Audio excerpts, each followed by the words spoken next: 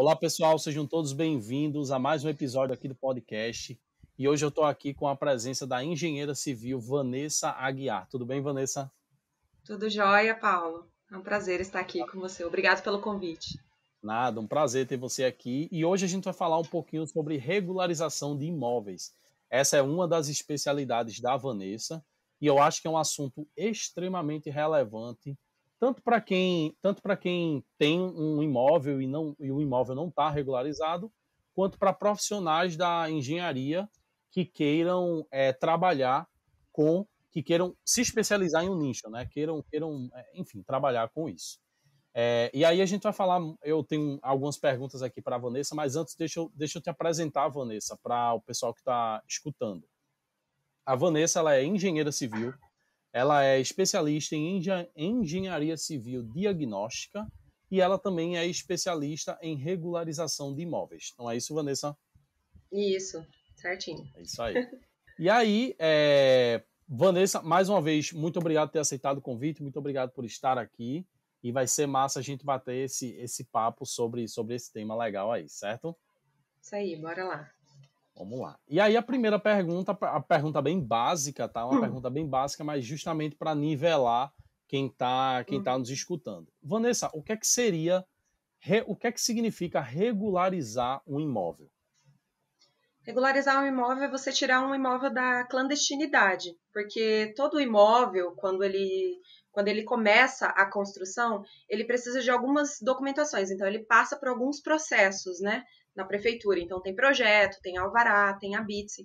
E normalmente esse imóvel que ele foi construído irregular, muitas vezes ele não tem nem a matrícula, só tem o contrato de compra e venda. Muitas vezes ele só tem o alvará e não tem o habite. Ou então ele tem alvará e habite e não foi averbado. Então, o que a gente faz nesse processo é fazer o levantamento dos dados desse imóvel para verificar quais documentações estão faltando para que ele se torne um imóvel regularizado. Entendi, bacana. E a gente sabe que a maioria, eu não sei, eu acredito que a maioria, ou talvez seja 50-50, eu não sei ao certo a porcentagem, mas uma grande parte dos imóveis hoje no Brasil, eles não estão regularizados, não é isso, Vanessa? Exatamente. Em torno de 60% dos imóveis no Brasil hoje Nossa, não estão regularizados. Mas muitas vezes não é nem assim, por falta de, a pessoa, não quero regularizar. Tem muita gente que não sabe todo esse processo, porque realmente é um processo burocrático muito longo, sabe? São muitas documentações. entendi. Então é mais por falta de conhecimento da população. E por isso que no meu Instagram eu trago essa conscientização do que é, qual que é o passo a passo, que eu acho importante as pessoas saberem realmente qual é o passo a passo da regularização e o que precisa para tornar o imóvel com a documentação completa, regularizado. Entendi, bacana. E, gente, todos os links da Vanessa vão estar nas anotações do podcast. Você pode conferir aqui. Na descrição do podcast vai ter o link com as anotações. Você clica lá e vai ter todos os links lá da Vanessa. E se você está escutando o podcast, clica lá, vai no Instagram da Vanessa, manda um direct para ela e fala assim: estou escutando seu podcast com Paulo, beleza? Para ela saber que você tá acompanhando aqui o conteúdo. E eu acho, Vanessa, hoje antes da pandemia, eu estava trabalhando numa cidade na capital aqui. Eu sou de Pernambuco. Você é de. Você está Curitiba. falando de onde? Curitiba, pronto. Eu sou de Pernambuco. E aí eu estava em Recife, que é a capital daqui. E aí eu vim, com a pandemia, enfim, a gente foi tudo trabalhar home office. E aí eu vim para o interior para passar aqui com minha família, para ficar aqui com a minha família. E aqui, no interior, pensando sobre isso, eu acho que existe muito isso que você falou mesmo, de tipo, muita gente não faz porque não tem aquele conhecimento das Sim, vantagens de se ter um imóvel regularizado, ou qual o processo, ou às vezes tira um. Você falou, né? Existem vários documentos. sim, E são muitos quais seriam documentos. os documentos, todos os documentos, assim, que eu precisaria para regularizar o meu imóvel, Vanessa, que você pode citar aí? Tá, o processo de documentação para uma casa que já existe, Então, Entendi. a pessoa me contrata para regularizar o imóvel dela. Digamos que ela tem só a matrícula em nome dela, ela não tem mais nenhuma documentação. Então, o que, que a gente faz? Primeiro passo, a gente faz o levantamento dos dados para ver se é possível regularizar, porque nem todos os imóveis são Entendi. possíveis, porque tem que seguir um parâmetro da prefeitura, tem que ter uma porcentagem de Entendi. grama dentro do lote, recuo. Então, a gente faz o levantamento para a gente poder fazer o projeto desse imóvel, para dar entrada na prefeitura. Quando a gente dá entrada na prefeitura, a gente tira o alvará de regularização. E depois que tirar o alvará, o próximo passo é dar Entendi. entrada novamente na prefeitura para tirar o habite. Então, daí a gente já fica com 2 documentações da prefeitura, né? Depois que a gente tiver essas 2 documentações, a Entendi. gente tem que tirar a CND do INSS, que é um documento que você tira lá na Receita Federal, que é a certidão negativa de débitos. E com todos esses documentos em mãos, né, o alvará, o habite, a CND, a gente leva todos esses documentos em cartório de registro de imóveis para poder averbar essa construção na matrícula.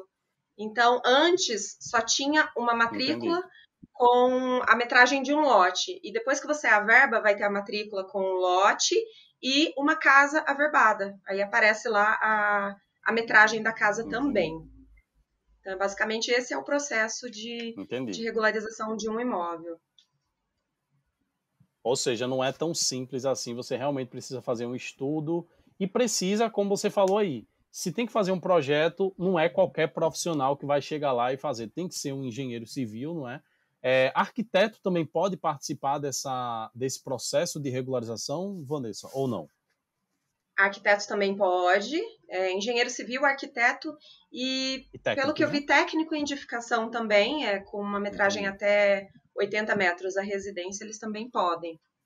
Legal, legal. Ou seja, é uma, como a gente falou, né, antes, é uma oportunidade também do profissional ele atuar no nicho aí que tem demanda, né? Eu acho que a Sim, tem principal, demanda. exatamente, a principal, por 60% das construções no Brasil, elas não são regularizadas. Ou seja, o arquiteto ou o engenheiro, né, ou o técnico, ele pode fazer justamente esse trabalho de conscientização da população, né, dos moradores, para ter essa demanda, para ter esses clientes aí, para conseguir atender isso. Muito interessante. E deixa eu já te Sim, perguntar, e pode falar. eu ia falar que essa parte de documentação, de obra, normalmente a gente não aprende tão a fundo na faculdade, né? Então, quando a gente sai da faculdade, às vezes a gente não sabe todo esse processo. Então, existem muitos Entendi. profissionais também que ainda não têm essa clareza de todos os processos. Então, eu posso atuar tanto na regularização de um imóvel, como também eu posso atuar só no processo burocrático de um início de uma obra. Entendi. Então, eu Entendi. atuo Bacana. nessas duas etapas. Então, às vezes, um outro profissional me contrata para fazer essa parte de documentação, que realmente é bastante burocrático, sabe? Ou então pegar uma obra que já está pronta, né? Uma casa que já está pronta e fazer esse processo de regularização. Entendi. E é por isso que É eu isso. vejo uma grande importância no seu trabalho nas redes sociais, não é, Vanessa? Porque assim, você hoje você faz Sim. conteúdo para mostrar, para falar sobre todo esse processo para outros profissionais que queiram trabalhar com isso. E também, se a pessoa ali está lhe acompanhando e a pessoa tem um imóvel que ele não está regularizado, a pessoa pode realmente vir a entender que ela precisa disso.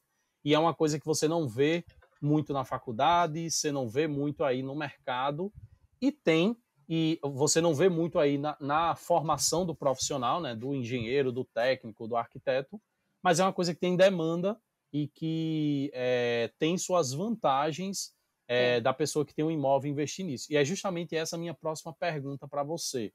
Quais seriam as vantagens, as principais vantagens de se ter um imóvel regularizado? Bom, as principais vantagens é que com o imóvel regularizado, ele tem uma valorização que chega a 35%. Então, um imóvel que ele não tem a documentação completa, ele tem uma desvalorização de 35%, né? Caramba.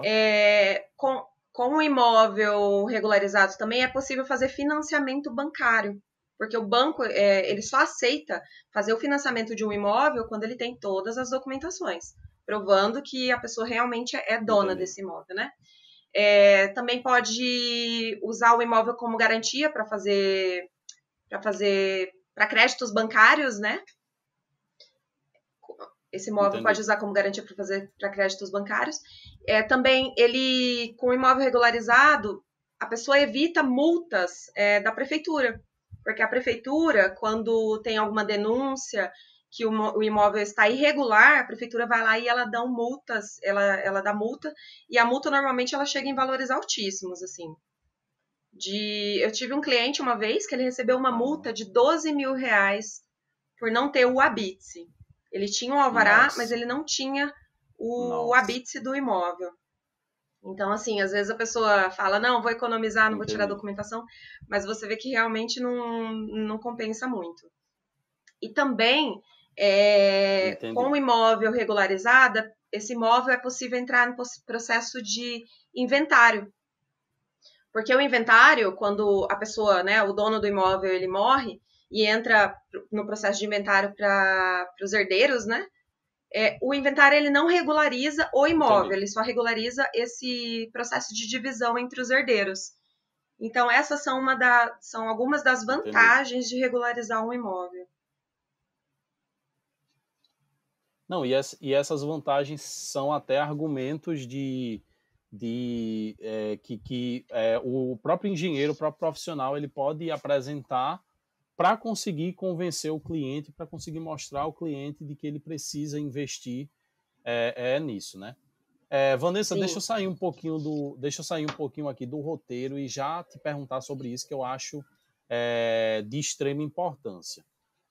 Digamos, nós temos duas situações, né? Nós temos, por exemplo, alguém tem um terreno e alguém vai construir sim. do zero. Então, toda essa documentação que você falou, quem vai construir do zero e quer já construir certinho, ele já vai iniciar durante ali. Em que fase ele começa a se preocupar com isso, na verdade? Como é que funciona para Tá, quem vai então, construir do zero essa questão da documentação? assim, digamos que a pessoa comprou um terreno e ela tem só a matrícula em nome dela, terreno com a matrícula no nome dela. Para Sim, ela iniciar uma construção, tudo certinho para não ter problema de fiscalização, embargo de obra, a primeira coisa que ela precisa é procurar um profissional, ou engenheiro, ou arquiteto, para iniciar esse processo.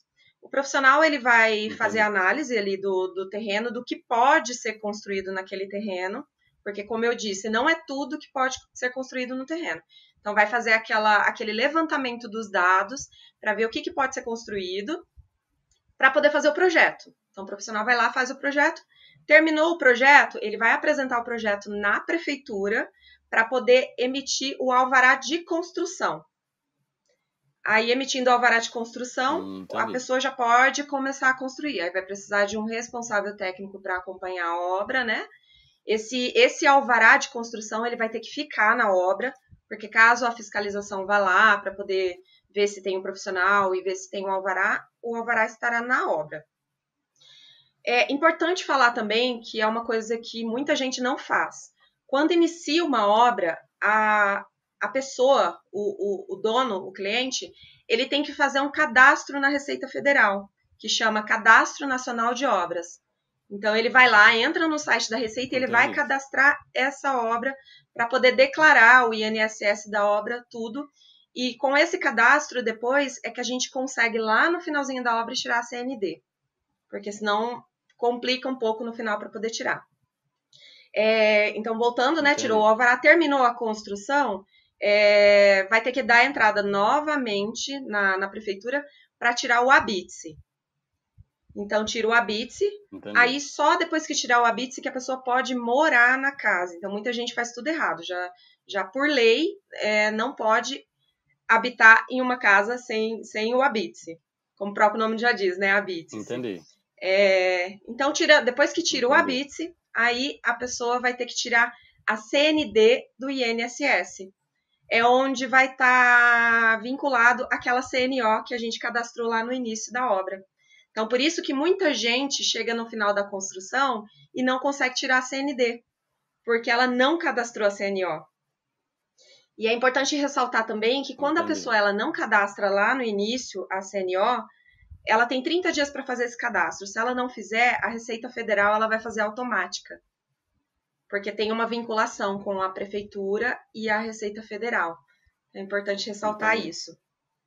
Depois que a pessoa tirou a CND na Receita Federal, então daí ela já vai ter, né, o alvará de construção, o ABITS e a CND. Então ela vai pegar todas essas documentações e vai levar em cartório de registro de imóveis, junto com a matrícula, e lá que ela vai fazer a averbação do imóvel.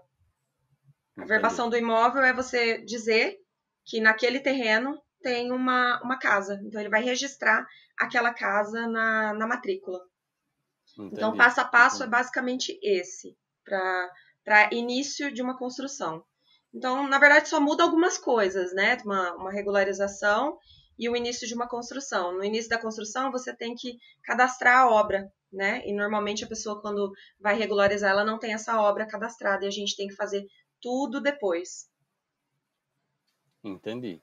Não, e imagina você fazer todo esse processo. Na verdade, eu acho que é praticamente impossível você fazer todo esse processo sem um profissional que conheça desses trâmites burocráticos. Tipo, o cliente acaba desistindo e sem falar que precisa do projeto. Então, não tem projeto sem engenheiro ou arquiteto, né?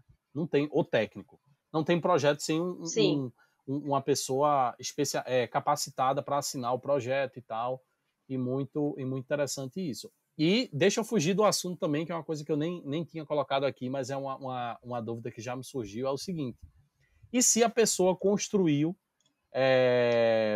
construiu sem... Talvez teve até um projeto, mas não respeitou as leis de uso e ocupação do solo, e a pessoa construiu algo realmente que não poderia construir, fez um puxadinho ali, não deixou os recuos, enfim. Está totalmente fora do uso e ocupação do solo da cidade. E aí a pessoa agora quer regularizar. E aí você falou há alguns minutos atrás que antes, quando a casa já está construída, você precisa fazer essa análise para ver se pode ou não, né? Você falou, para ver se ela está dentro ou não. Então, como é que funciona aí? Eu tenho um imóvel que não está dentro dos padrões do uso e ocupação do solo. O que é que eu faço agora? Não tem jeito? Como é que vai acontecer isso aí? Ó, eu tô com dois imóveis que aconteceu isso daí. Um deles é no município de São José dos Pinhais. Era uma residência de 2 pavimentos, a pessoa construiu sem documentação. E não foi possível regularizar aquela casa do jeito que ela estava, porque ela encostava no muro e precisava realmente do recuo de 5 metros. Então, essa casa não teve nem como comprar potencial construtivo, porque tem algumas prefeituras que elas vendem, né? Para você poder regularizar, mas nessa prefeitura não teve como nem comprar o potencial construtivo.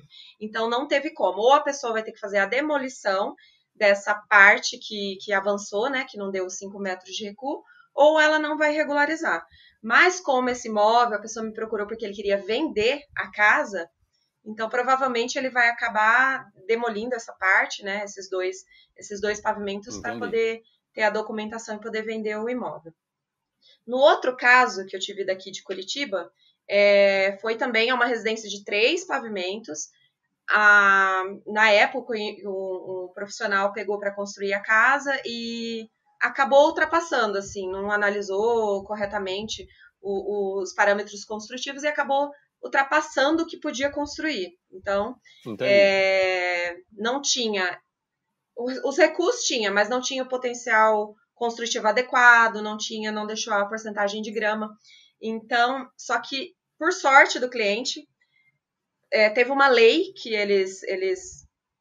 foi aprovada agora o ano passado aqui em Curitiba, onde dizia que na localização desse cliente que estava liberado, que podia regularizar esse imóvel do jeito que estava. Então, por sorte, eu consegui fazer essa regularização. Mas, assim, isso vai depender de prefeitura. A prefeitura aqui de Curitiba não tem essa negociação de venda de potencial construtivo, vou dar um jeitinho, posso regularizar assim. Não. Se não deixar os recuos, se não deixar a parte de grama dentro do lote, se não construir a altura ideal, não é possível regularizar. E se quiser regularizar, tem que demolir a parte que foi construída a mais. Entendi. E como tudo que você falou, né? É mais importante ainda tudo isso quando você já está construindo, pensando ou quer vender, né? Ou quer alugar. Quer dizer, alugar eu não sei se teria tanta influência, porque tem gente até que aluga de uma forma muito informal, né? Mas assim, se você está pensando em vender, você tem que ter uma atenção redobrada em relação a isso, né? Porque, como você falou, você desvaloriza. O imóvel que não é regularizado, ele tem uma desvalorização grande, né? Então, muito Desvaloriza. interessante isso. Mas eu acho assim, é o nosso bem mais precioso, né? A gente guarda Sim, dinheiro a vida inteira para poder comprar e por bobeira você não faz a documentação, sabe? Então eu acho é, importante, porque no final tem muitas vantagens, né? Você regularizar o imóvel ou iniciar uma construção com projeto, né? Porque uma entendi. construção sem projeto acaba tendo muitos trincas, fissuras, infiltração. Então, assim, é importante você já iniciar uma obra com todos os projetos. Porque se depois você quiser regularizar, Entendi. você vai ter que voltar lá no início, né? Vai ter que fazer o projeto. Então, assim, é importante, se for começar, já comece com os projetos e com a documentação completa. Não, não, bacana. E, Vanessa, isso me lembra outra coisa que eu já falei muito aqui. Inclusive, ontem eu gravei um podcast. Eu não sei se vai sair antes desse aqui ou depois desse aqui. Então, eu vou deixar o link aqui embaixo, tá? Para quem quiser ouvir esse podcast. Mas eu gravei um podcast com um engenheiro civil, Dionísio Souza, e a gente falou sobre projeto estrutural. E aí, ele fala, a gente chegou a falar sobre custo de software, custo de coisas, e aí a gente começou a falar sobre custo de projeto. E é uma coisa que tem muito a ver com o que a gente está falando aqui. Quando você olha só, talvez quando você olha só para o custo de projeto, você pode achar, caramba, muita gente acha caro, muita gente que vai construir acha caro, pode olhar para essa questão dessa regularização aí, achar que, pô, mas eu vou gastar agora com documentação, pô, eu vou fazer sem documentação mesmo, depois eu pago isso. Só que quando você compara esses custos com o valor total da construção, é uma coisa assim, sabe? É uma coisa assim absurda. Beleza que hoje a gente ainda tem um problema, na verdade não é um problema, é uma característica, principalmente que acontece em estado interior, que como é tudo feito de forma muito informal, então às vezes até Sim, as próprias pessoas da família acabam construindo a obra ou chamam um amigo e constrói. Ou seja, não sim. tem Isso a gente ainda tem muito, tá? Principalmente interior. Eu tô aqui no interior, eu Interior vejo tem isso todo bastante. dia. É. E aí a gente sabe que aí você consegue baratear muito o custo da obra, mas na maioria dos casos vai ser um custo alto.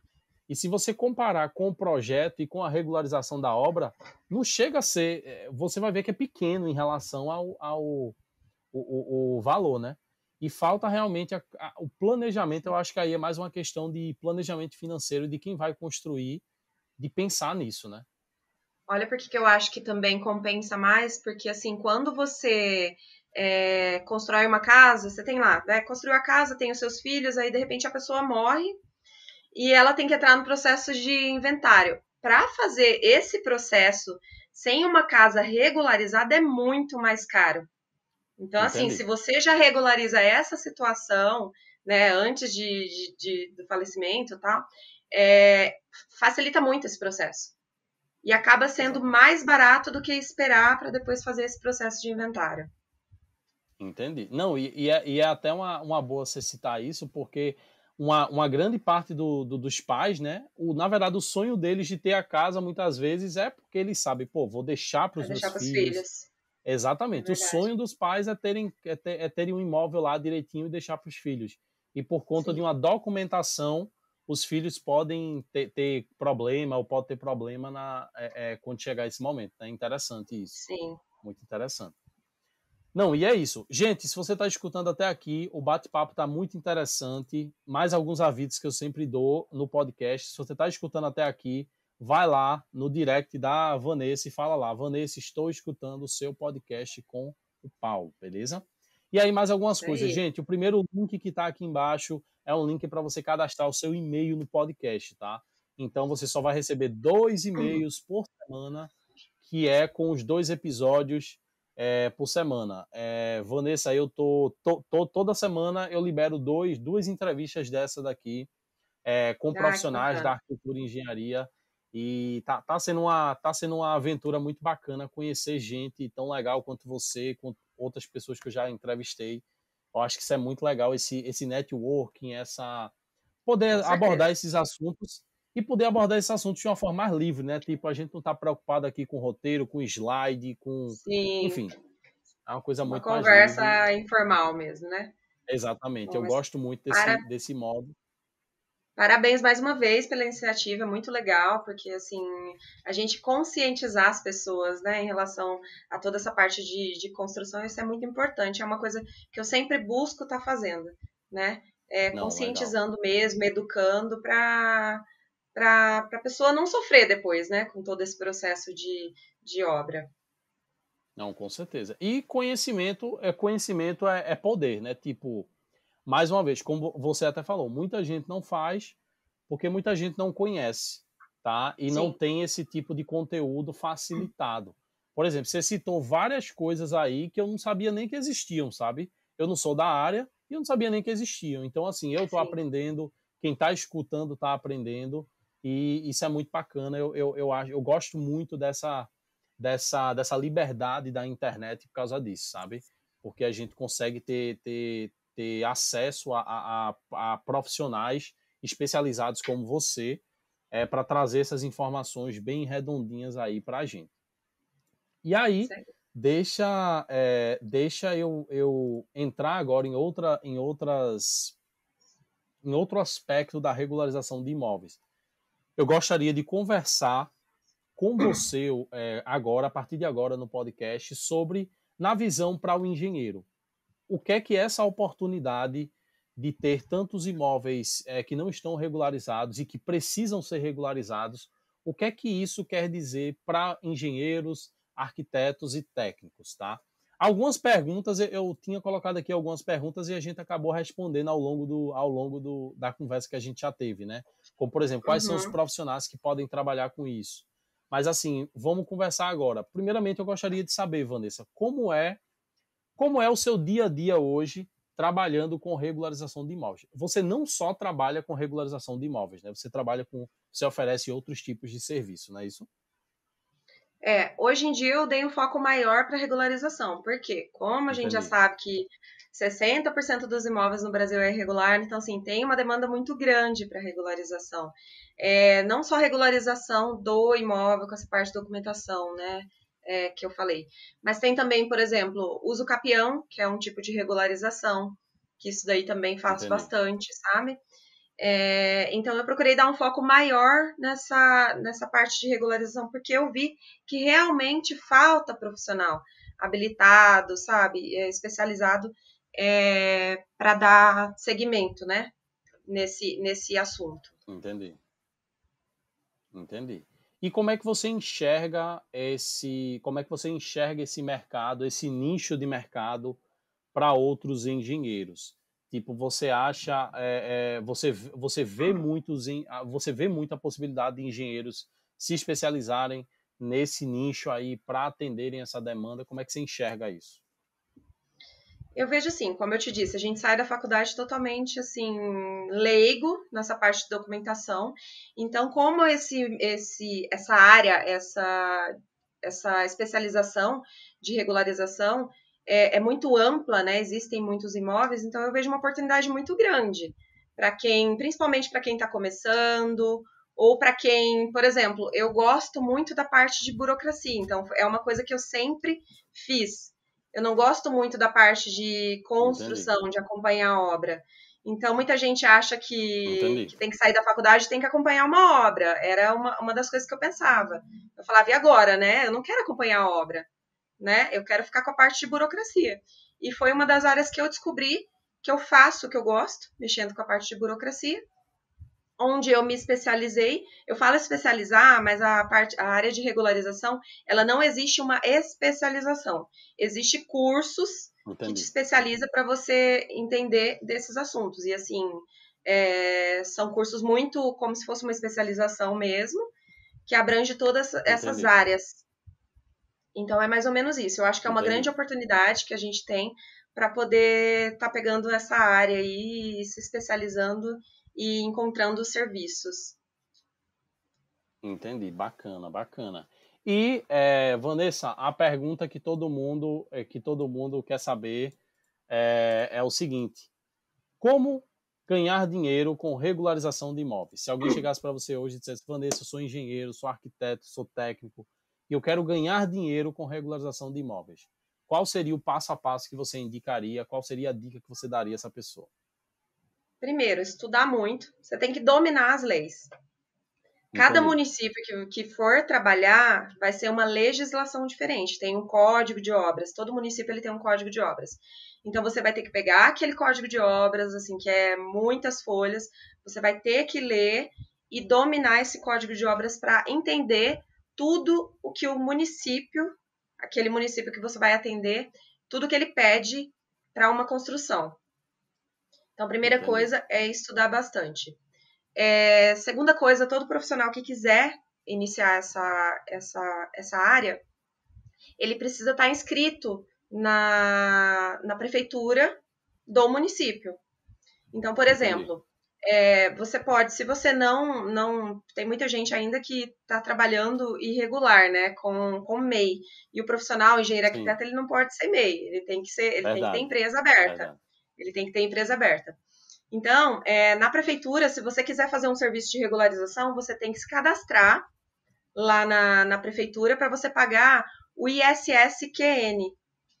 Você vai pagar essa taxa anual. Aqui, pelo menos na prefeitura de Curitiba, você paga uma taxa anual e aqui está em torno de R$ 1.200. Ou se, como Entendi. eu, tenho uma empresa, por exemplo, eu tenho empresa, então eu não preciso, eu só cadastro, mas eu não preciso pagar essa taxa anual. Eu pago por entrada, então por cliente que eu atendo e vou fazer uma regularização, eu pago uma taxa diferente, que é uma taxa mais barata no caso, né? Então é por cliente. Entendi.